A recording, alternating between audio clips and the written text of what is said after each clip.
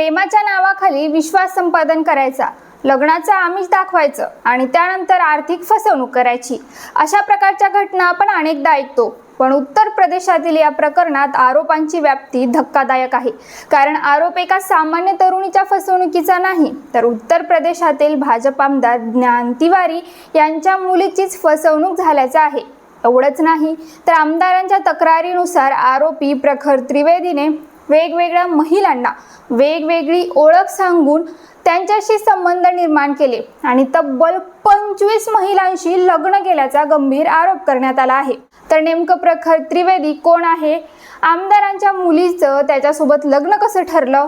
लग्नानंतर त्याचं खरं रूप कसं समोर आलं?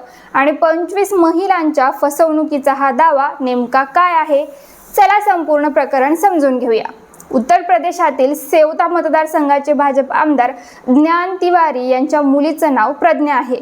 आमदारांच्या तक्रारीनुसार 2024 मध्ये प्रज्ञाचे लग्न प्रखर त्रिवेदी सोबत झालं। लग्न ठरवण्यापूर्वी दोन्ही कुटुंबांकडून चौकशी करण्यात आल्याचा दावा आमदारांनी केला आहे। काही स्थानिक आणि प्रभावशाली व्यक्तींनी प्रखरचा स्वभाव चांगला असल्याचं सांगितल्यानंतर हे लग्न ठरल्याचं तक्रारीत नमूद करण्यात आलंय। प्रखरचे वडील अनुज त्रिवेदी यांनी स्वतःची ओळख मुंबईतील प्रतिष्ठित रिअल इस्टेट व्यावसायिक अशी करून दिली होती। मात्र लग्नानंतर काही काळाने परिस्थिती वेगळी असल्याचं कुटुंबाच्या लक्षात आलं, असा दावा आमदारांनी केला आहे। आमदार ज्ञान तिवारी यांच्या म्हणण्यानुसार लग्नानंतर प्रखर त्रिवेदी विरोधात अनेक गंभीर माहिती समोर येऊ लागली। सोशल मीडिया आणि इतर माध्यमांमधून प्रखरने अनेक महिलांशी वेगवेगळ्या ओळखींच्या माध्यमातून संपर्क साधल्याची माहिती मिळाल्याचा दावा करण्यात आला। प्रखर त्रिवेदीने वेगवेगळ्या राज्यांमध्ये बनावट आणि खोटी ओळख सांगून महिलांशी संबंध निर्माण केले। त्यानंतर त्यांच्याकडून आर्थिक फायदा घेतला गेला आणि काही प्रकरणांमध्ये लग्नही करण्यात आलं। प्रखरने तब्बल 25 महिलांशी विवाह करून त्यांच्याकडून पैसे उकळल्याचा आरोप तक्रारीत आहे। प्रखरच्या कथित कारवायांची माहिती समोर आल्यानंतर ज्ञान तिवारी यांनी आपल्या मुलीला सासरच्या घरातून परत आणल्याचं सांगितलं जात आहे। आमदारांच्या म्हणण्यानुसार आपल्या मुलीचं लग्न अशा व्यक्तीसोबत झालं ज्याने आपली पार्श्वभूमी आणि कथित गुन्हेगारी इतिहास लपवला होता। या प्रकारामुळे तिवारी कुटुंबाला मोठा मानसिक धक्का बसल्याचंही त्यांनी सांगितलं। इतकंच नाही, तर या प्रकरणाची माहिती मिळाल्यानंतर प्रखर आणि त्याच्या कुटुंबियांशी सर्व सामाजिक आणि वैयक्तिक संबंध तोडल्याचं आमदारांनी स्पष्ट केलं आहे। या प्रकरणी ज्ञान तिवारी यांच्या तक्रारीवरून उत्तर प्रदेशातील रेउसा पोलीस ठाण्यात गुन्हा दाखल करण्यात आला आहे।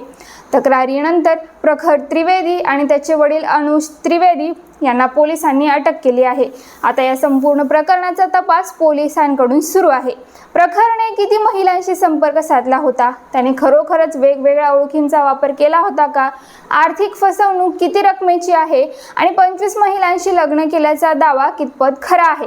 या सगळ्या प्रश्नांची उत्तरं तपासातून समोर येणं बाकी आहे। 6 ऑगस्ट रोजी ज्ञान तिवारी यांनी आपल्या मुलीसोबत सोशल मीडियावर एक व्हिडिओ शेअर करत या प्रकरणाची माहिती सार्वजनिक केली। आपल्या कुटुंबाची फसवणूक झाल्याचा आरोप करत त्यांनी दोषींवर कठोर कारवाईची मागणी केली। अनुज त्रिवेदीला कठोरात कठोर शिक्षा मिळावी अशी मागणी त्यांनी केली आहे।